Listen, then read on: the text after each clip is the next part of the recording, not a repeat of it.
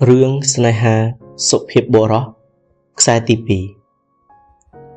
Aram đếch đào chô ổng cùi nực khơi tại xâm đầy rõ bỏ áp hương này vậy Đào thằng ngày chắn Khňom tư xa cao vật chìa lại Khňom xâm lăng mơ lục cru nẹ cru chìa mùi nâng xâm nô thà Ta ca bị dụng mánh bộ quạt bàn thơ rương nâng rư ọt Ê Nực tại bị cru sắp tại srei sát bà nẹ đào cạch riêng cắt mục khňom Bà tam sman niềng ní trù pớng cụt tối mục chìa thọp tràn đòn hơi Kết bị rương nâng mình chơi chọp thế Khňom có đào chô tới khňom thân nạ Mất rùm thân nạ khňom srei phía tràn cư mọt spẹ pro cư mọt srui Bộ kê miên trả rật plạch khnia Nẹ khla sụp hiếp Nẹ khla lời Nẹ khla tới Nẹ khla lô liềm Khňom đã cút ổng quay bập Srap tại cụp khnia sợi cừl Mình ấy tê Bộ viên sẽ bài chất lời cầm nô tục ra bọc khňom Cứ viên dô sco cao sú Mọc đặng nơi còn lành khňom ổng quỳ Đâm bấy Miên rương sợi sập bài Chanh chế bế chân chế mìa Ôi bộ nâng khai chế mìa tiếng ổ tử Bốn nà Cầm bông thua ấy Xâm lên mũi sạch hai khňom Hơi xâm lên ngặt chriệp Khňom rô vô tại ôn mục kích Đào ngợp một lớn cóប្រទេសនឹងផ្នែកធំក្រឡោតកំពុងសម្លក់ថ្លែតមករកខ្ញុំម៉ោងនេះប៉ះចំអ្នកគ្រូឆ្នះផងខ្ញុំក្រោកឈរឆ្លើយទៅគាត់ថាកំពុងតែគិតចង់ធ្វើជាព្រះអ្នកគ្រូពួកមាទាំងអស់សើចឡើងចង់ចេញក្អួតធ្វើឲ្យអ្នកគ្រូទះតុផាំងប៊ីសក្រិចក៏ដៃសរសៃប្រសាទទេអីខ្ញុំចូលមកដល់សិស្សគ្រប់គ្នាគេសុទ្ធតែក្រោកឈរ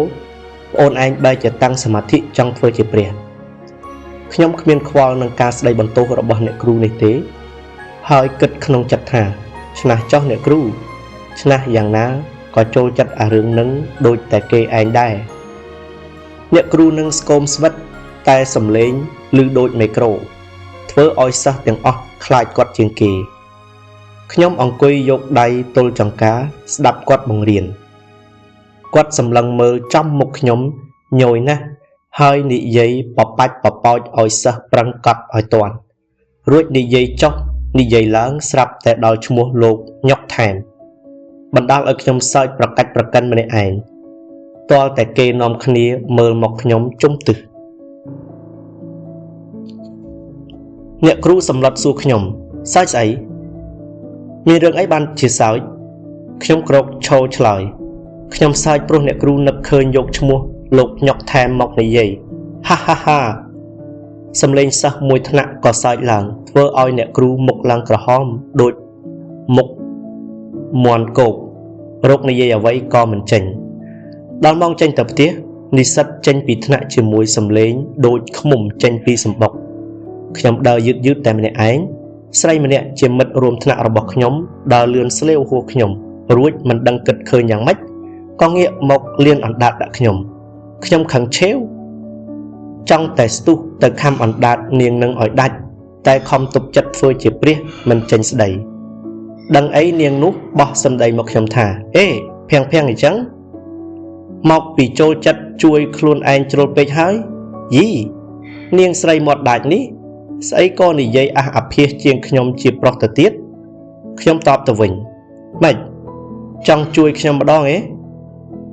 ខ្ញុំជួយខ្លួនឯងវាទៅស្អីនាងមើលទៅនាងខឹងខ្ញុំណាស់ប្រហែលមិននឹកស្មានថាខ្ញុំតបឲ្យវិញទេហើយក៏ប្រហែលជាស្ដាយមាត់និយាយមិនគិតពីលទ្ធផលចុងក្រោយណាស់ដែរទើបគ្រាន់តែក្របួចមាត់ដាក់ខ្ញុំទាំងដើរទៅវឹងនាងម្នាក់នឹងឈ្មោះស្អីភានីទេ